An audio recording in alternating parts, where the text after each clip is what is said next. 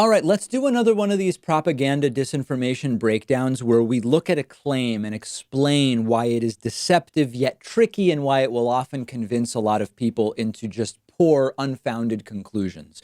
Donald Trump is under fire for his recent pardons and clemency grants that he issued, including to people like Bernie Kerik, the former Illinois Governor Rod Blagojevich, and others. And Donald Trump Jr., the president's son, recently tweeted, quote, Dems are mad at Trump for abusing his pardon power. Total presidential pardons, sentence commutations. And then it lists Jimmy Carter had 566 and Reagan had 406. It says Obama had 1,927 and that Trump has only done 26 pardons and commutations. And Donald Trump Jr. goes on to say, please, by all means, educate me on abuse of power. So you look at this, and many Trumpists have, and they retweet it, and they love it, and they say, look, there can't be anything wrong with Trump's pardons because he's done 26 and all these other presidents did way more. That's where you have to say, wait a second here. Let's apply some critical thinking. First of all, let's take on the quantity argument. Donald Trump has only pardoned 26 people right now. He's only in the middle of his first term. Presidents tend to issue pardons, not just at the end of their terms, but at the end of their presidencies. So when you look at totals, many presidents got the vast majority of their pardons and clemency grants in at the very end of their respective presidencies. And until we see what Donald Trump does in his last days or his last hours at the Oval Office, the comparison is not relevant. Number two, some of these numbers are very deceptive. So Barack Obama, the number is 1,927 to Donald Trump's 26.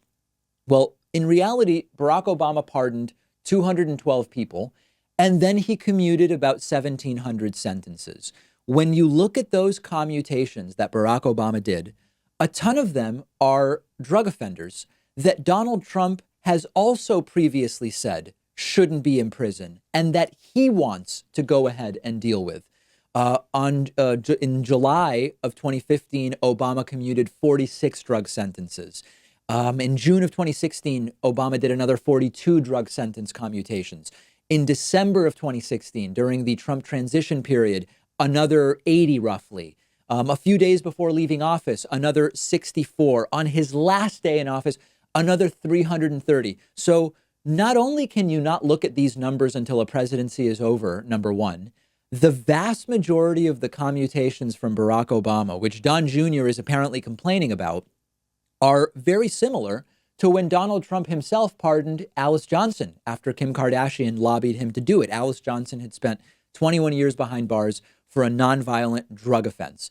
If pardoning people for nonviolent drug offense sentences is good, according to Trump, Don Jr. can't also say Obama's bad for doing the exact same thing. Trump here is pardoning corrupt criminals. Trump is laying the groundwork to pardon more of his own cronies. Trump is normalizing corruption and setting himself up to pardon Roger Stone and or Michael Flynn and whoever else. Obama had nothing to gain personally by commuting the sentences of drug offenders when he was on his way out of office, other than fighting the failed war on drugs in some small way. Trump has plenty to gain by normalizing corruption when he's planning to use that pardon power, presumably to get his own friends and cronies out of prison. So do not fall for these bogus arguments that sound good. Don Jr. does them on Twitter a lot. There's a guy whose name is Charlie Kirk, who's part of a right-wing, mostly like college-centered group called Turning Point USA. You see these tweets, and because they are so crafted to appear to be something they are not, it looks like, wow, checkmate, liberals. We can't even argue with that. Obama 1,900 and Trump only 26. No. You've got to look at the details. You have to understand what's not being said. You have to understand the hypocrisy and the double standards and the reality of these things to actually understand them. And you've got to give them credit. They are really good at bamboozling a lot of the people that support Donald Trump. Part of it is they're bamboozlable people. Part of it is they are actually pretty good at it. And we've got to do what we can to try to pierce the echo chamber.